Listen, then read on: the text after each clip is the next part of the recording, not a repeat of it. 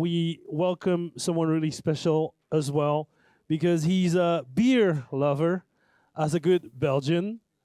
He loves playing saxophone. Yes, yes, yes, this is high level. And can we have his intro music, please?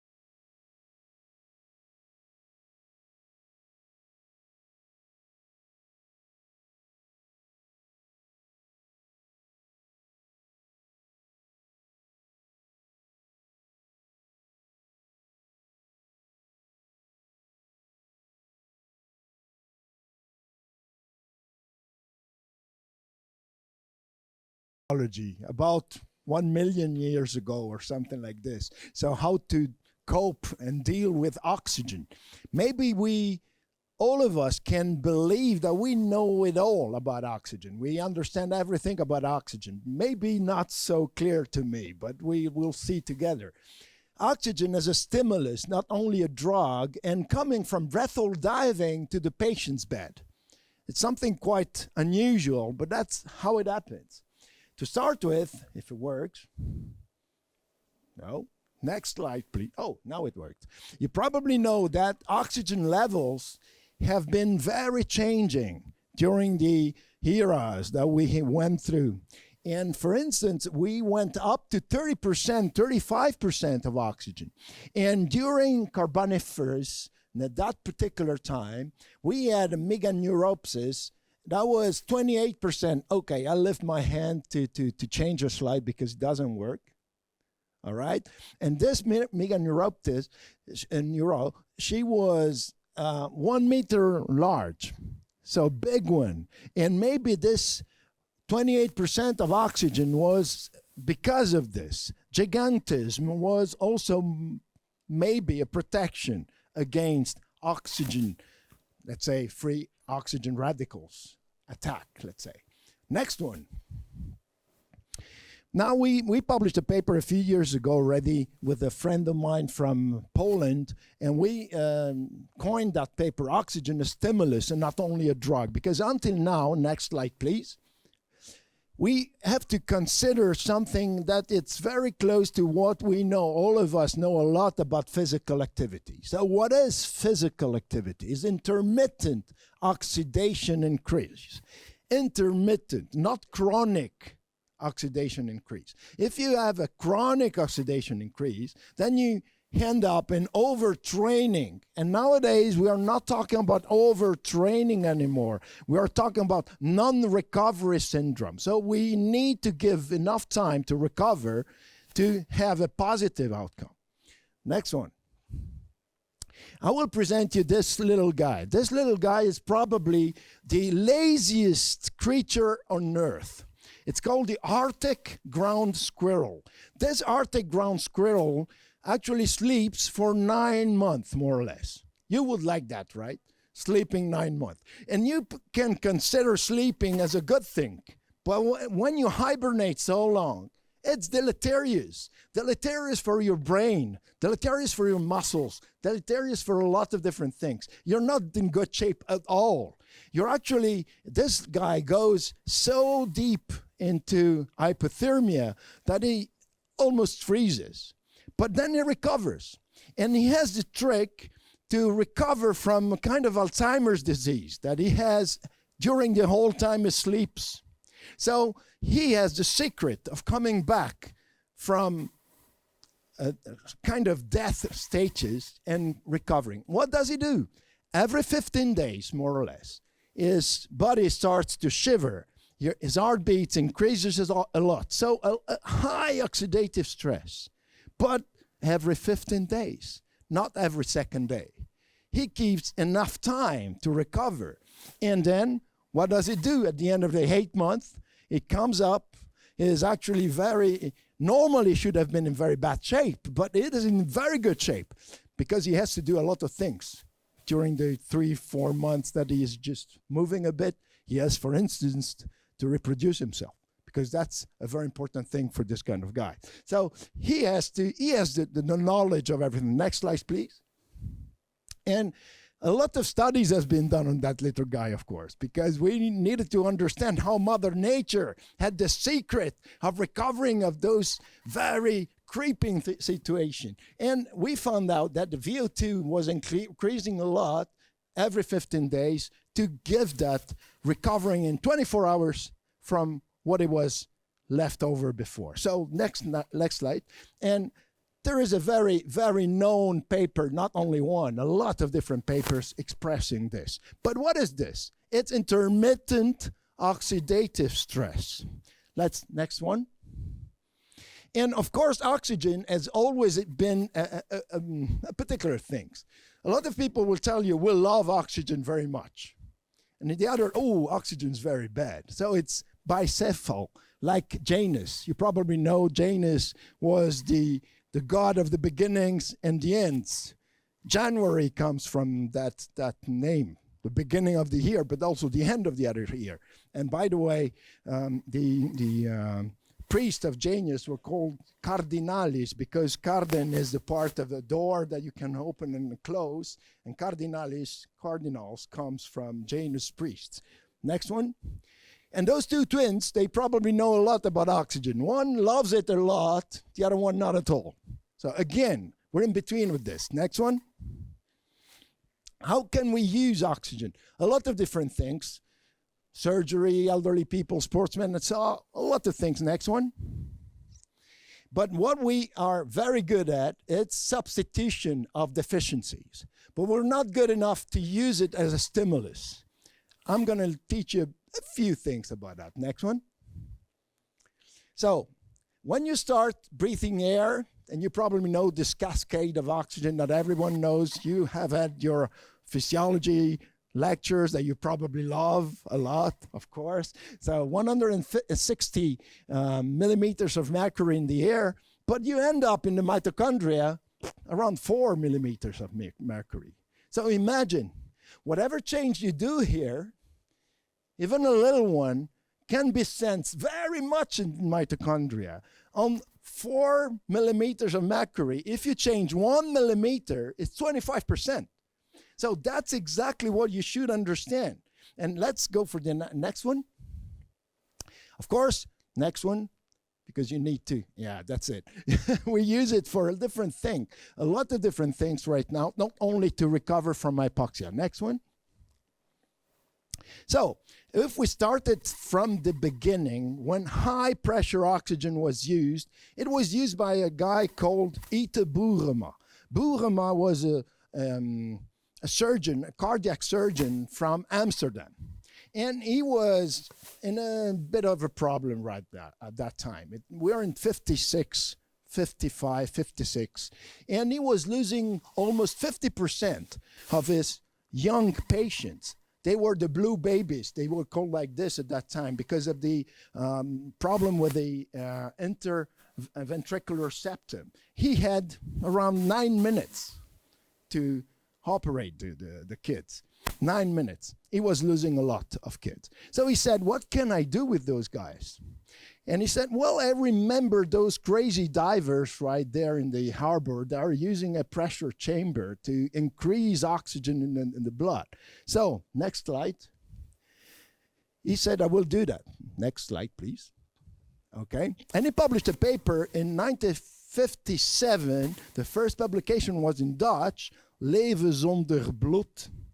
And then he republished it in 1960, and it was Life Without Blood. What did he do? Next slide. There is a movie there. Hopefully it will work. So that's it. So he exsanguinated a pig. But he kept the volume working, of course, because of the pump and the pressure, blood pressure was kept. And yeah, you see, this is the original footage of that, and actually was taking out 7 bottles at that time of blood. And of course, the pig was pressurized at 3 atmospheres of pure oxygen, and actually he was living without one single drop of blood. And next slide, you will see here a drop of hematocrit from 45 to 0.5. So it shows no blood was there, but enough oxygen was dissolved in the plasma. Actually, it was not plasma, it was macrodex at that time. Then that he could live. Next slide. And he was pressurizing the whole OR to keep oxygen flowing to the little patient. And he was very happy because he was not losing so many patients. But what happened after that? 64, heart transplant. And then they changed the technology. They put heart-lung machine. And that was it. You didn't need that anymore. But nevertheless, hyperbaric medicine started at that time. We learned how to use high levels of oxygen we never thought of. We thought that was just for the crazy guys called divers right there. Those insults to natural selections. Next one. In this case, you will see a mouse that is actually living underwater. The mouse is actually drawn, cannot breathe, full with water, but a lot of oxygen with water. So there is enough oxygen in the blood to work. So she's really living, but she's drawn. Like the fish was not drawn, of course, but still living. Let's go on. And nowadays we know that delta, this is a delta, you don't know it, but I tell you. The delta PO2 is known to go less and less when you grow in altitude, and then you go down, you increase your PO2. And we know since a few years a system called F1 alpha. F1 alpha is hypoxia inducible factor. Hypoxia, I'm not talking about hyperoxia, it's hypoxia inducible factor. Next one. And that's Reinhold Messner. You probably know this guy. You don't know, this guy is Italian, but he's got a German name because we have a part in Italy where we speak German. You probably don't know, but I do. So Reinhold Messner did 8,000 meters high mountains without oxygen. But of course, when you go at that altitude, because of this hypoxia-inducible factor, you will produce erythropoietin, EPO. And EPO, you know, next one, probably you know it's very useful for cyclers, for instance. But not only, but you produce your own cell, your own EPO. Next one. And what happened a few years ago, we started to measure EPO in breath-hold divers. And you would say, okay, breath-hold divers, they go down, they don't breathe, so they are hypoxic. But when you look what happens, some of them had 6 times the level of normal EPO. Next slide. Is a breath-hold diver going down like this at 40 meters hypoxic? Actually, no. When you go down fast at 40 meters, you have a compression of your chest. Compressing your chest, you will reduce the volume with the same amount of molecule of oxygen, so the PO2 will increase. So you're hyperoxic when you're down there. And when you come up, next slide, when you come up, maybe because of this decompression of your chest, you can be hypoxic, but for how long? Then you go out and you breathe.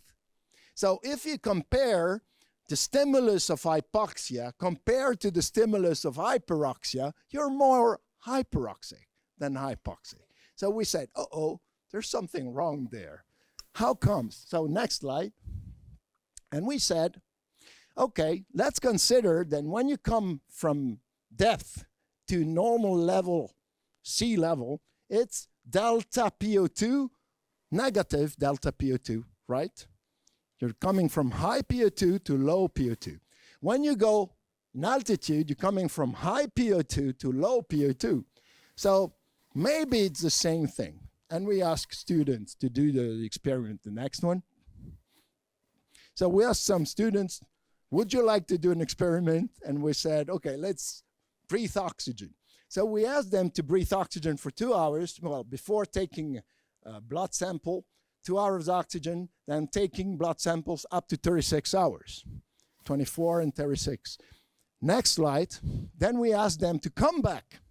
And we went to the Army Hyperbaric Center. I see there are friends from the Army right there. So Hyperbaric Center, we gave them a big amount of oxygen to see how it was upping. So we found out something interesting. Next slide. So if you give oxygen to those guys for 2 hours and you measure erythropoietin, you'll find out that erythropoietin goes a bit down a bit, not for long, 8 hours, then it starts to come up to 36 hours and 150% increase. How many minutes of hypoxia? 0. Okay? So we said, okay, that's good. Let's give them a higher level of oxygen. We should receive a better response, right? And we had exactly the opposite. So in this case, give you a secret. Listen to me. There are 2 rules. 2 rules in physiology or research when you find something you don't understand. First rule is go back to basics. Go back to what you know. Don't go back to basics in the cells. What happens? And rule number 2, trust rule number 1. So go back to basics again. And we did that. Next one. And we published a paper in 2006. It's a long time ago already. And we published that paper showing this name. We coined it Normobaric Oxygen Paradox because that was ununderstandable for us. So next slide. How does that work? So I will explain it very fastly, and then I will explain it again very fastly. Right? So F1 alpha has to stick with F1 beta. When it sticks with F1 beta, it's producing a lot of genes, a lot of different genes. But in normal conditions, F1 alpha is blocked by the von Hippel-Lindau protein. Very hard to say in a conversation, but it's because of oxygen-free radicals. So it's always stuck here and doesn't go to stick with F1 beta. Let's put it in another way. Romeo and Juliet. You know the story about Romeo and Juliet? Funny thing. Romeo wants to see Juliet, but the mother-in-law doesn't want Romeo to stick with Juliet. So she's there blocking Romeo not to go with Juliet. You got it? What helps the mother-in-law to stick with Romeo? Oxygen-free radicals, right? So in normal oxidative stress, you never have Romeo with Juliet. That's the point. Next slide. I give oxygen to the patient for a limited period of time. 1 hour, 2 hours, something like this. So you have the mother-in-law who's very happy because, of course, she stalks with Romeo. But what happens during this hyperoxic time? Your oxidative stress response, so defenses, are also increasing. And then when you get out, to take out your oxygen, your defenses are still active. And what happens? At that time, your defenses are still there, glutathione and whatever, and of course, you don't have enough oxygen to stock Romeo with the mother-in-law. Got it? So, give oxygen, defenses are there. When you get rid of oxygen, of course, what does Romeo with Juliet? They stick together, and what do they do together? They read books because they're nice. And the book they read is DNA, and they're producing a lot of different genes. Now, if we give a lot of oxygen, next one, you give a lot of oxygen, or too long, or a high level. Even if you take oxygen out, you still have enough left over of oxygen-free radicals that can stock Romeo and doesn't go with Juliet. You got it right now? Fair enough. Next one. So this is another complicated view of what I just explained to you. So next one. And you probably know that in 1901, this nice guy, Greg Semenza, found out this F1 alpha. And in 2019, Nobel Prize of Medicine was with F1 alpha. So what I explain you now, it's Nobel Prize of Medicine in 2019. Next slide. If you know, F1 alpha is a very central reaction. So you have a lot of genes going from angiogenesis, tone, whatever, glucose, lipid, apoptosis, everything. Next slide. Now we have a paper here that speaks about the Nobel Prize of Medicine. Next slide. And now if you see this paper, you will recognize Romeo, you will recognize Juliet, and you know how to deal with Nobel Prize of Medicine 2019. So you're very good, guys. Next one. Normally there is a video right here, but maybe it's not working. It's working. Well, you see, we were focusing maybe a bit too much. We were focusing on oxygen, we know it all. Here we see a problem, right? The box is too big. But if you look a bit carefully, the thumb is not rightly at the right place. Maybe it can be a problem also. But if you open your vision, you probably see the problem is absolutely not there. And that's what happens with oxygen. We were focusing too much. Next one. Next, yeah. We did the same experiment, but with some cells. Next one. And we did a little experiment on hemoglobin this time, not on the erythropoietin. So what will be produced by erythropoietin? And we found out there is no difference with hypoxia or hyperoxia intermittently. They give the same answer, more or less. And you can then go for a direct measurement with a regression line. Next one. We also saw something we were not expecting. When you give oxygen to those cells, you find out that you will annihilate F1 alpha. But what we were not expecting, when you were taking oxygen out, again, intermittently giving an oxygen, you will increase if. So not only you increase the protections, but you also increase the vector, the translocation vector, to produce your new genes. Okay, new genes, blue genes. Next one. This is a funny story. People wanted to stay underwater, next slide, for 14 days. So they were playing the pool, they were cycling, they were looking at TV. 14 days underwater. They were at 9 meters depth. If you remember what happens at 9 meters depth, it means that you were breathing 40% of oxygen for 15 days, right? If you're in OHAR or something, say 40%, 15 days, it's dangerous. Divers do that very often. Not for 14 days, but that's okay. And we were measuring those guys. And we were measuring erythropoietin. How do you think will happen? They were in hyperoxic state for a long time. So APO will go down. Go on. Next one. Of course, went down after 7 days. Then 14 days still down. Then 2 hours after getting out of the water, still down. But what happened? 48 hours after, a rebound. How many minutes of hypoxia? 0. Okay? So we are using this to the bed of the patient right now.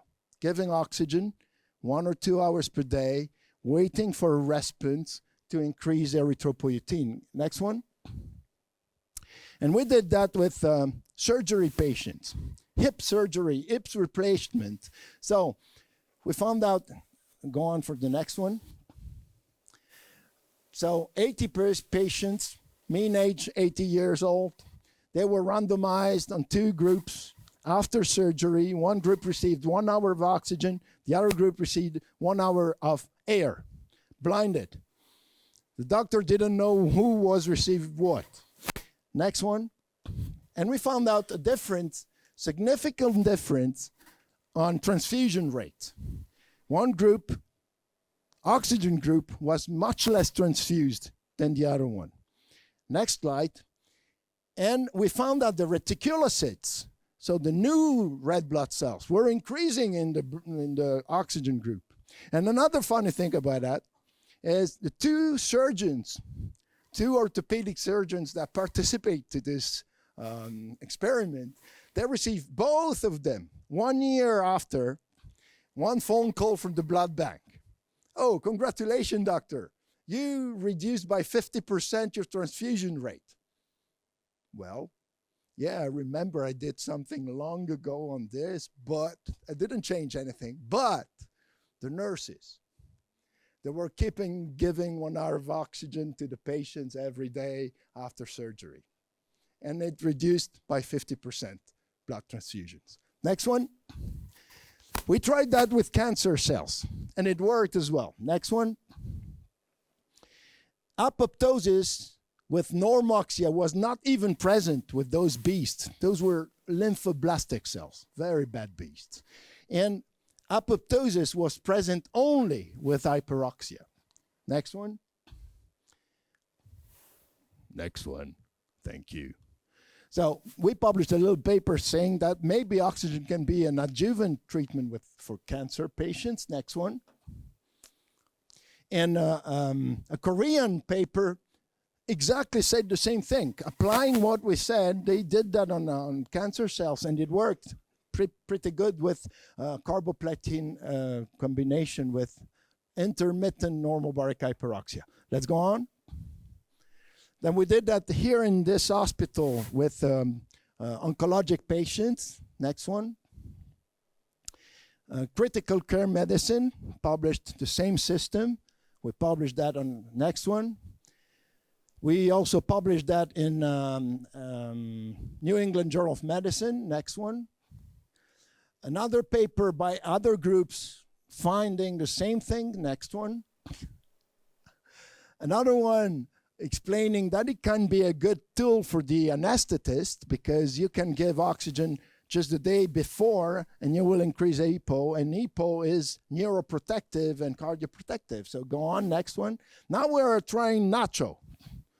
But nacho, it's NAC, N-acetylcysteine, with iron and oxygen. And if you give the three of them, you will cure anemia in places where you don't want to use too much blood. So it's a preventive way that doesn't cost anything. That's the other point. It doesn't cost anything. Go on. We did some more basic experiment. You can find those for free in the internet. I will not go too much on that, but just to let you know, there is a lot of science behind this. It looks like simple, but there's a lot. And everything is explaining in this particular change. Next. Again, an RF2 is increasing. When you give a little bit of oxygen, it goes fast. When you give a lot of oxygen, you need more time. Let's go on. Again, same thing. Go on. Again, pressure, intermittent. It has been also used with IF1 alpha and COVID-19. Next one, we did something else. We did that with the rehabilitation programs with oxygen together. Next one. And you see very low level of physical activity.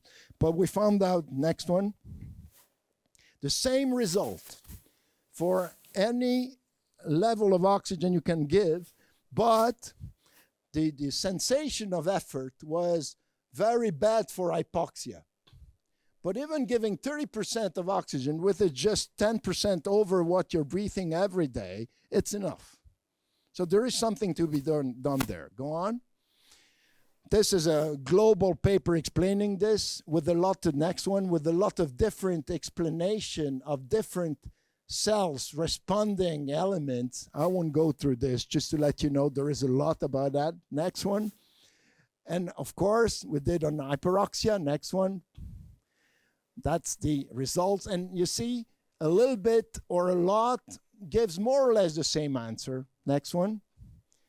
This is again explaining everything we measured to let you know. Next one. I know there is a lot.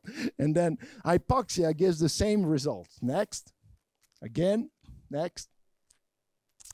And hyperbaric hyperoxia. This is amazing. We were not expecting this. Next.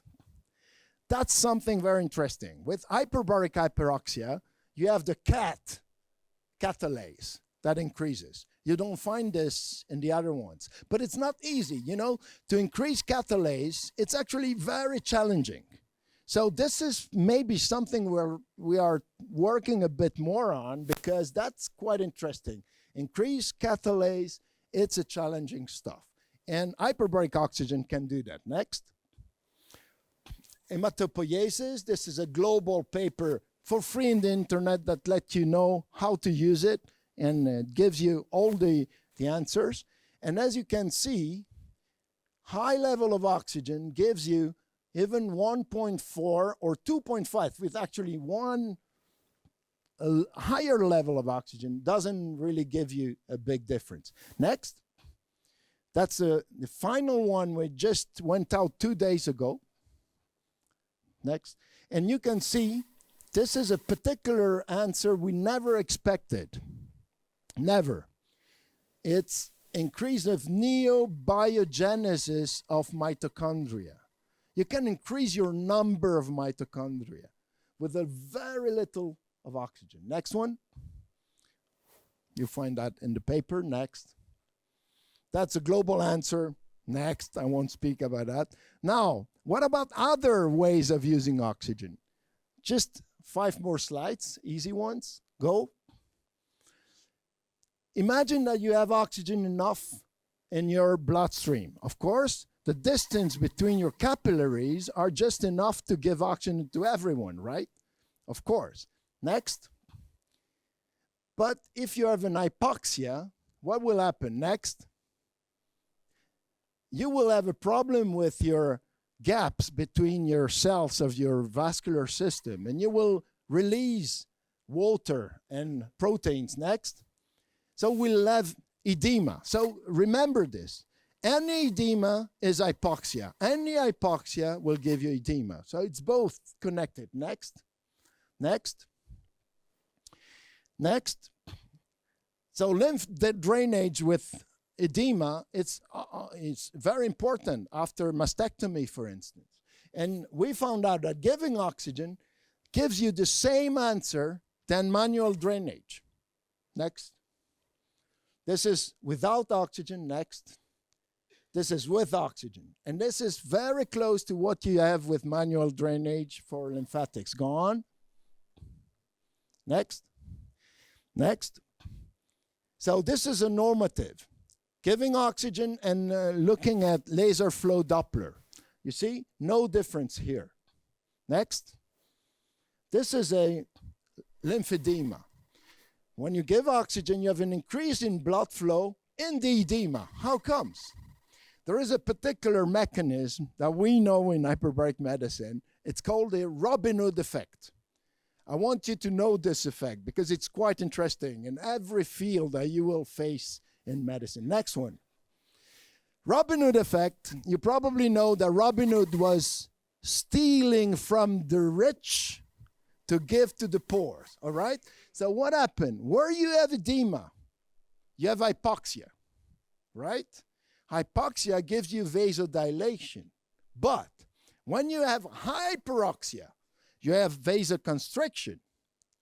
Then, where you have hypoxia, there is no vasoconstriction because there is no oxygen coming, right? So if you give oxygen to somebody, everywhere oxygen will increase, you will have vasoconstriction. And this will push blood where you need it, where there is hypoxia. So you steal from the rich, and you steal from the rich and give to the poor. Robin Hood effect, it's very known in hyperbaric medicine. And of course, some football players are using oxygen after football playing, and hemoglobin is increasing with them because of just those little half an hour of oxygen after diet. So we had a blurred image of what was going on. Next one. It's less blurred, but it's not finished yet. We have some empty spaces to fill on. Now, question. This was like a drunk guy say, oh, I've lost my key somewhere. And the policeman say, are you sure you lost your key here? Well, I'm not, they said. But it's the only place where the light is. So I cannot find them anywhere else. So I'm just coming here because the light is there. But I'm not sure my keys are there. So we were a bit like that. We were focusing on what we thought we could know. Next one. Question. Next one. Skip that one. Skip that one. Yeah. This is the question. Next one. And you can find a lot of those questions, answers in this book. It's for free in the internet, so you can find it. It's PDF for free. And, you know, nothing is without poison. The poison is the dose. This is Paracelsus. Maybe this is not so true with oxygen. It's too active. It's a too active molecule. Next one. Question. NOP, Normobaric Oxygen Paradox. What's wrong? Uses oxygen variation as a stimulus. Is it wrong or right? Wrong or right? Right. Needs hyperbaric oxygen. Wrong. Shows that little variations seem to be irrelevant, like physical activity. Right. Has already been tested in clinical settings. Yes. Next one.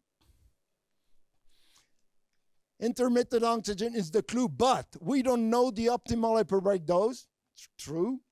We don't know the optimal normobaric dose. True. We can somehow target oxygen use, but more is needed. We are just learning to use optimal doses of oxygen. This is true as well. Next one. Last question. Is this a sunrise or a downing? Sunset or sunrise? Well, may I be honest with you, there is no way to say that. The colors are the same ones, so the only thing you need to know is the time where you take the picture. But I will tell you, for me, is it down, is it sunset? Because I finished my talk. For you, I hope it's sunrise, because maybe you know a bit more about oxygen.